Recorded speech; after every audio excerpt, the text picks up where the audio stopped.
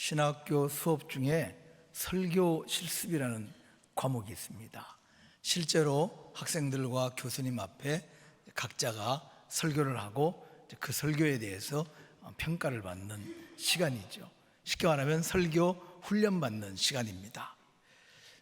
수업 첫 시간이 됐는데 순서가 된 학생이 강단에 올라왔습니다. 이게 처음 하려니까 얼마나 떨리고 긴장이 되겠어요. 그래서 머릿속이 온통 하얘져 가지고 무슨 말을 할지가 생각이 안 나는 거예요.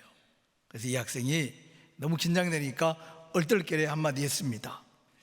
여러분, 제가 지금 무슨 말을 할지 아십니까? 그랬더니 학생들이 모른다고 대답했어요. 그러자 이 학생이 여러분이 모르는 걸 제가 어떻게 알겠습니까? 그러고는 내려가 버리는 거예요. 그러니까 교수님이 이제 화가 난 거죠. 다음 주에 제대로 준비해서 다시 하라고. 그래서 그 다음 주가 됐습니다. 여전히 긴장이 됐는지 이 학생이 앞에 올라가더니 여러분, 제가 무슨 말을 할지 아십니까? 이랬더니 학생들이 다 웃으면서 다 압니다 이렇게 했어요. 그랬더니 이 학생이 여러분이 다 아는 걸 제가 말할 필요가 있겠습니까? 그럼 내려갔어요. 교수님이 노발대발한 거죠. 똑바로 다음 주에 다시 제대로 안 하면 수업 시간 쫓아내겠다고. 다음 주가 됐습니다. 학생도 3주째가 되니까 조금 여유도 생기고 장난기도 생겼죠. 그러니까 학생들한테 다시 물었어요. 여러분, 오늘 제가 무슨 말 할지 아십니까?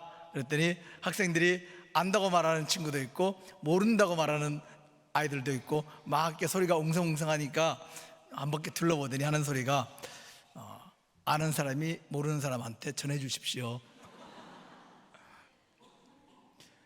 이 소문이 신학교에 퍼졌어요.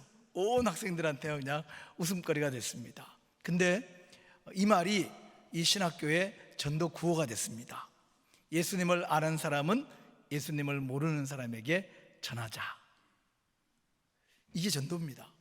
전도라는 게 별게 아니고 예수님을 아는 사람이 예수님을 모르는 사람에게 예수님을 전하는 것, 이게 바로 전도입니다. 우리는 전도 잘하고 싶지요. 열심히 하고 싶고. 근데 생각보다 잘 안 됩니다. 지난주에 전도 대상자 작정하신 분들이 250명이 좀 넘는다 그럽니다. 마음 같아서는 250명이 다 이 자리에 11월 첫째 주에 왔으면 좋겠지요. 그런데 생각만큼 잘 안 됩니다. 작정은 하고 기도는 하지만 한 분 한 분 데려온다는 게 얼마나 힘든지 모릅니다. 여러분, 제가 한 가지 비밀을 알려드리면 우리가 나중에 모든 사람들은 하나님 앞에 가잖아요. 그럴 때 우리의 일생 동안 살아온 일을 평가를 받을 텐데 평가받는 기준이 뭐일 것 같습니까?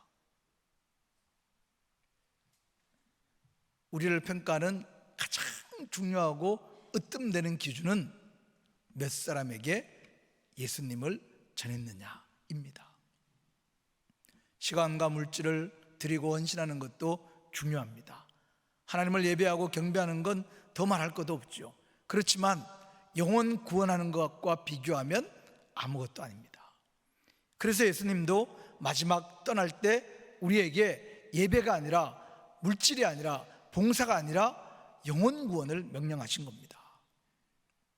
전도를 왜 잘하려고 해도 안 되느냐? 우선 우리 마음에 전도했다가 안 될까 봐 걱정하는 마음이 있어요. 1년에 몇백 명씩 전도한다는 사람 이야기도 들어보지만 그 사람은 그 사람이고 나는 혹시 주변 사람한테 예수님 전했는데 안 간다 그러거나 실패하면 창피하잖아요.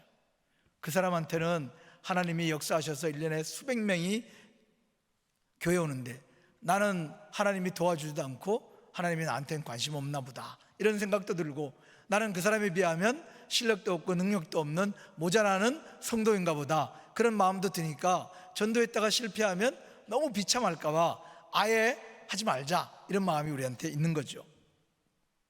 또 하나는 자기 구원의 확신이 좀 약해서 그래요. 내가 예수 그리스도로 말미암아 구원받은 일, 내가 하나님의 자녀가 됐다는 게 이게 얼마나 귀한데 이걸 모르고 살아가는 사람들에게 내가 어떻게 안전할 수가 있어? 이런 마음이 있으면 어떤 방법으로든지 전하려고 합니다. 빌립이 예수님을 만나고 나서 친구 나다나엘을 찾아갑니다. 그리고는 나다나엘한테 기쁨으로 소식을 전합니다. 야, 우리가 기다리던 메시아를 내가 드디어 만났어. 나사렛에 나온 예수라는 분이야. 그랬더니 나다나엘 반응이 시큰둥합니다. 에이, 무슨 나사렛에서 그런 사람이 나와. 나다나엘이 알고 있는 성경에 의하면 메시아는 베들레헴 출신이어야 되는 거예요. 유다 땅 베들레헴, 저 북쪽 갈릴리 나사렛이 아니고. 그러니까 빌립이 와서 만나봐라. 근데 와서 만나봐라고 말하는 그 빌립을 따라서 나다나엘이 예수님께로 갑니다. 아니, 성경에 의하면 베들레헴에서 나오신 분이 아니고 나사렛에서 나온 분은 메시아가 될 수 없는 거예요. 근데 왜 따라갔겠어요? 와서 만나보라고 말하는 그 빌립의 눈빛이 너무나도 확신에 차 있으니까 자기도 모르게 한번 가보자는 마음이 생겼던 거죠. 우리가 예수 그리스도 구원과 십자가 그리고 전도, 여기에 막 확신이 있으면 우리의 눈빛이 달라지고 전도하는 우리 목소리가 달라지는 거예요. 전도를 하려고 그러면 겁나는 부분도 있습니다. 여자분들 같은 경우는 좀 우락부락하고 무서운 사람 혹시 만날까 봐 걱정되기도 하고, 또 간혹 보면 이럴 때 교회에 대해서 자기가 가지고 있는 좀 불만이나 싫은 거를 전도하러 온 사람한테 괜히 쏟아부어서 괴롭히려고 벼르고 있는 사람들도 만나잖아요. 게다가 이 전도를 하려고 해도 무슨 말로 해야 될지 잘 모를 때가 있어요. 우리는 전도국발 훈련을 받은 분들이 많아서 전도를 능숙하게 잘하지만 대부분의 경우에는 그렇지 않아요. 어느 구역장님이 이런 말씀을 하시더라고요. 한 번은 구역 식구가 권사님, 저희 아버지가 병원에 계시는데 얼마 못 사실 것 같아요. 권사님이 오셔서 우리 아버지에게 전도 좀 해주세요, 이렇게 부탁을 하는데 속으로 내가 가서 어떻게 전하지?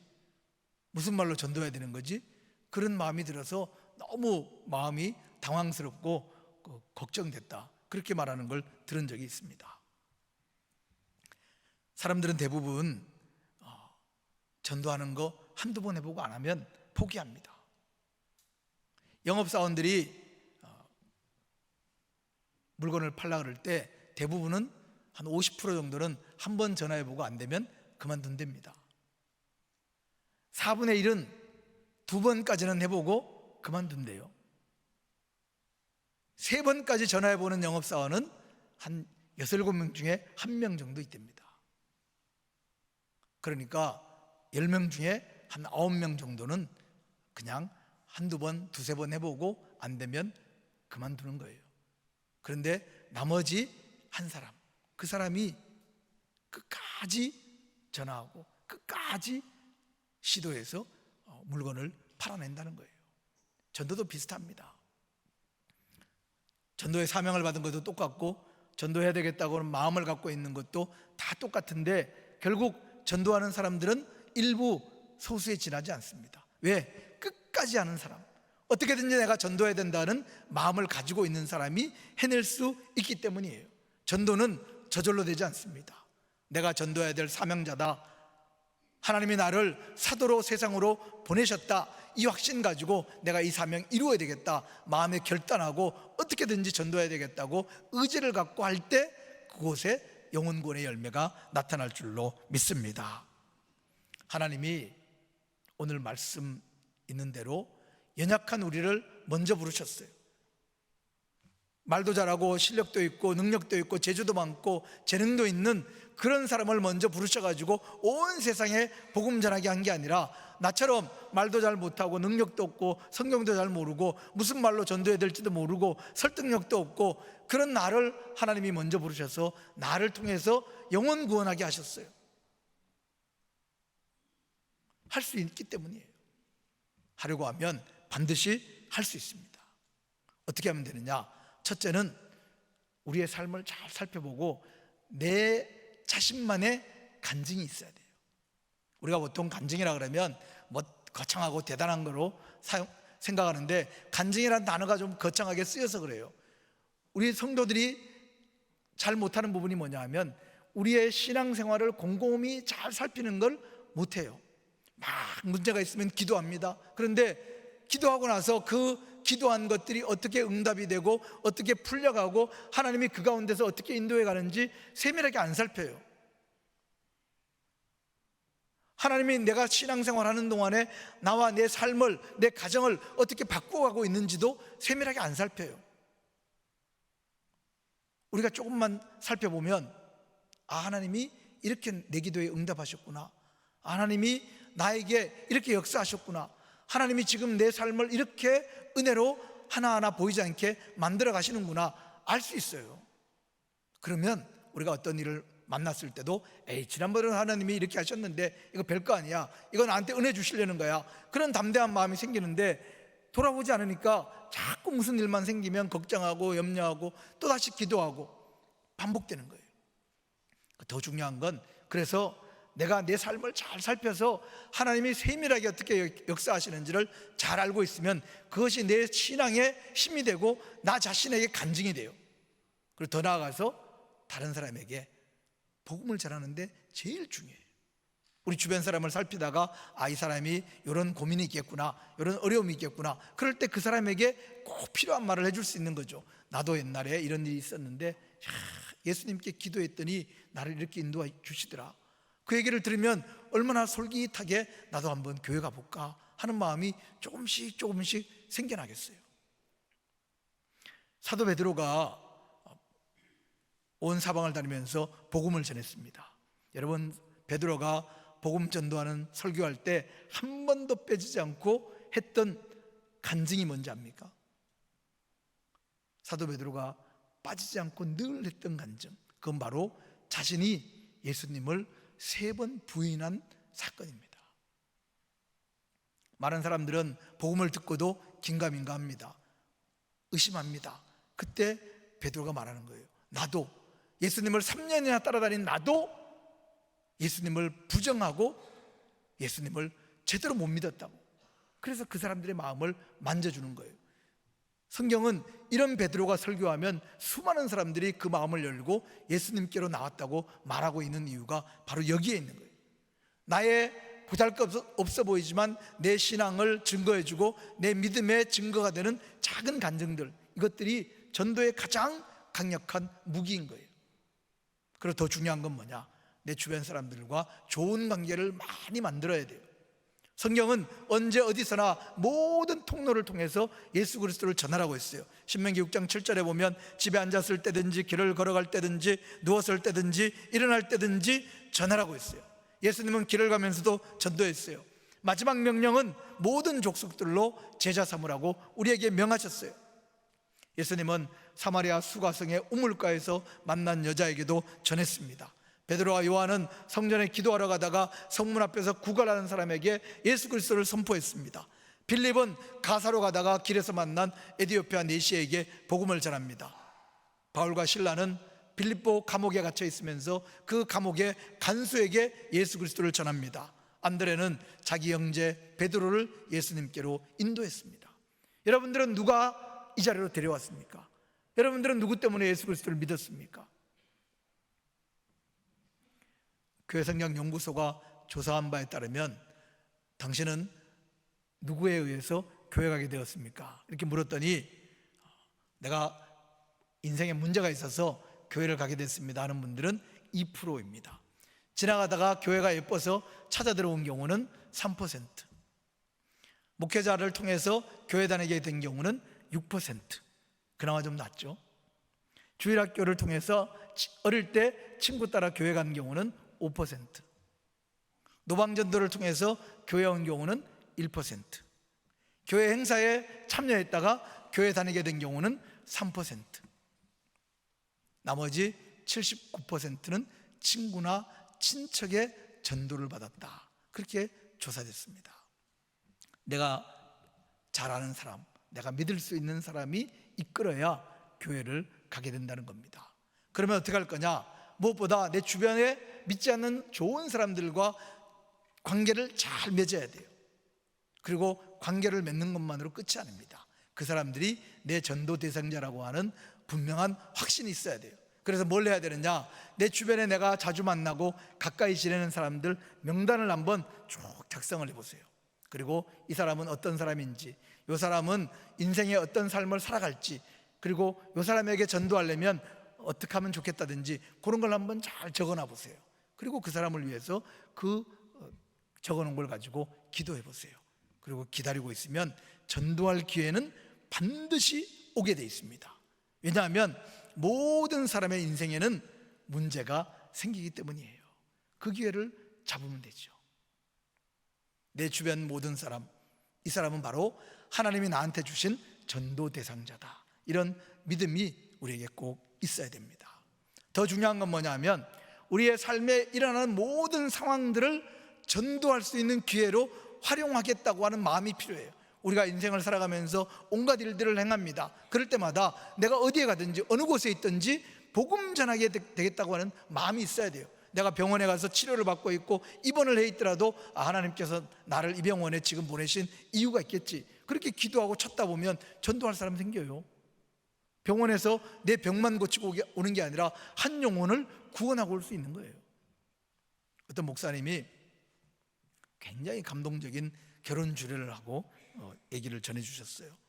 교회 청년이 결혼을 하게 됐는데, 그 교회는 교회 예배당에서 이제 주로 결혼식을 하는데, 예배당에서 결혼식을 하면 결혼식 첫 찬송가는 60장을 부른답니다. 복에 거는 강림하사 1절을 부른대요. 그리고 마지막 찬송은 나의 갈 길 다가도록, 이 찬송을 한 절 부른답니다. 그런데 청년이 예식 순서지를 만들어서 목사님께 이제 허락을 받으려고 가져왔는데, 보니까 마지막 찬송이 죄짐 맡은 우리 구주, 이 찬송을 1절, 2절, 3절까지 부르게 해놓은 거예요. 이상하잖아요. 그래서 우리 교회는 전통적으로 나의 갈 길 다가도록을 마지막 한 절 부르고 끝나는데 너는 죄짐 맡은 나의 구주를 3절까지 부르도록 해놨냐, 이건 너가 만든 거냐 그랬더니, 예 그래요. 너 이렇게 만든 이유가 있냐 그랬더니, 이 청년이 목사님에게 이런 얘기를 들려줬습니다. 목사님, 저하고 제 신부는 교회 생활을 열심히 합니다. 그런데 저희 부모님도, 저희 처가 부모님도 교회를 전혀 다니지 않습니다. 그런데 이분들은 세상에서는 아무것도 부러울 것도 없고 걱정 없는 삶을 사는 분들입니다. 그리고 저희 결혼식에 오시는 분들도 대부분 그런 분들입니다. 저는 제 예식에 오시는 손님들, 그 중에서도 평생에 교회는 처음 와보시는 저희 양가 부모님에게 제가 제일 사랑하는 예수님을 그날 소개해드리고 싶습니다. 제가 너무나도 사랑하는 예수님을 그날 오신 손님들이, 특별히 우리 부모님들이 자신들의 친구로 삼을 수만 있다면 저는 평생에 아무 소원이 없습니다. 그렇게 고백했어요. 목사님이 듣고 보니까 너무 감동적이고 너무 훌륭한 청년이잖아요. 그래서 그렇게 하자. 그리고는 예식하는 날 마지막 죄짐 맡은 구주를 부르기 전에 하객들에게 사연을 소개했습니다. 왜 이 찬송가를 부르는지. 그리고는 하객들을 다 일어나게 해서 그 찬양을 3절까지 불렀어요. 얼마나 감동적인 장면이었겠습니까? 성도들도 다 감격하고, 특별히 목사님은 너무 감동이 돼서 주례하시면서 울으셨대요. 그리고 신랑 신부도 펑펑 울고. 결혼 예식은 기뻐해야 되는 자리잖아요. 더군다나 부모님들에게는 사회적인 체면이나 또는 그 지위 같은 것도 달려 있는데, 망쳐놓으면 부모님하고 완전히 사이가 틀어질 수도 있잖아요. 그런데 이 신랑 신부가 전도하는 것에 조금이라도 두려움이 있었다면 결혼 예식을 통해서 우리 부모님에게 예수님을 소개해야 되겠다고 하는 용기를 어떻게 낼 수 있었겠어요? 이 결혼 예식이지만 이 자리에서라도 우리 부모님에게 꼭 전도해야 되겠다, 이 마음이 있었으니까 그런 예식을 준비할 수 있었죠. 저는 장례 예식을 치르면서 대부분 믿지 않는 가족들이 있는 장례식에서 예배 드리는 거 좋아합니다. 감사하잖아요. 우리 교회 교인만 그 가정에서 신앙생활 하는데 장례식에서 예배를 드리게 해준다. 얼마나 감사합니까? 앞에 뭐 십자가에다가 멋있게 기독교식으로 해놨든 아니면 거기다가 그 향 피워놓고 과일들 목 잘라가지고 일렬로 세워놨든 뭐 저하고는 별로 상관없습니다. 그게 뭐 중요해요? 저는 사람이 중요해요. 하나님 모르는 사람들에게 장례 예식을 통해서 그들에게 잠시라도 예수 그리스도를 전할 수 있는 기회를 그들이 나한테 허락해 준다. 그것보다 감사하고 기쁜 일이 어디 있어요? 여러분들 혹시라도 장례할 때 나는 우리 교회에서 나밖에 안 되는데 부탁합니다. 어떻게든지 예배 드릴 수 있도록, 대부분 허락해 주지만 예배 드릴 수 있도록 꼭 허락받고, 그리고 무슨 대박을 하든지 간에 그 자리에서 예배는 다 드려야 됩니다. 이렇게 해서 어른들 거기다 앉혀놓으세요. 그분들에게 복음 전하는 건 제가 하겠습니다. 제가 한 번은 장례를 치르러 갔는데 굉장히 멀리까지 갔는데 가보니까 이 옛날식 있잖아요. 그 막 삼배로 돼가지고 옷 입고 그 상주들이 그 옷을 쫙 입고는 일렬로 서가지고 지팡이 딱 짚고 서 있는 거예요. 이제 여자 집사님만 우리 교회 나오고 교인들 아무도 그 집 식구들 중에 다니는 사람 없어요. 갔더니 여자 집사님 오셔가지고 목사님 예배 못 드립니다 그러시더라고요. 그래서 제가 알았다고. 그리고는 맞상주에게 찾아갔습니다. 찾아가서 예배 못 드리는 거 제가 이해합니다. 대신 제가 여러분들 위해서 기도 한번 할 수 있도록 허락해 주십시오. 그랬더니 그렇게 하시자 그러더라고요. 그래서 그 지팡이 들고 서 있는 분들 쫙 세우고 양옆에다가 그 식구들 쭉 세워놓고 우리 교인들 등 뒤에 세우고 기도했습니다. 그런 기도는 좀 길게 해야 되잖아요. 그래서 기도했습니다. 기도 끝나고 어떻게 됐을 것 같습니까? 기도가 끝나니까 맞상주부터 지팡이 드신 분들이 박수를 막 치더라고요. 그래가 아니 박수를 왜 칩니까? 그랬더니 기도 끝나고 박수 치는 거 아니에요? 그랬더니 아니 기도를 너무 잘해 주셔서 박수. 여러분 놀라지 마십시오. 그 다음 주에 그 여자 집사님 남편이 교회 등록하셨습니다. 그리고 저는 교인들에게 소문났습니다. 장례식장에서 기도하고 박수 받은 목사님을. 어떤 자리든지 영혼을 구원하고 전도할 수 있는 기회인 거죠. 한 영혼이라도 더 전할 수 있으면 좋은 거죠. 예수 잘 믿는 사람들이 다 모여가지고 감동적인 장례를 치르면 얼마나 좋겠어요. 저도 그런 장례 많이 치러봤어요. 50대 남자가 돌연사를 했는데 장례식 내내 우는 사람 하나 없이 온 가족들이 막 서로 형제들끼리 돌아가면서 나와가지고 예배 때마다 서로 특송하겠다고 하는 그런 가정도 봤어요. 이게 장례 예배인지 무슨 예배인지 분간이 안 된 정도로 온 가족이 슬퍼해야 되는데 가문 전체가 막 서로 나와서 특송하고 중창하고 그런 경우도 있어요. 그러나 아무도 믿지 않는 가정, 그 가정을 위해서 예배 드려줄 수 있다는 것, 그것보다 얼마나 더 귀한 게 있습니까?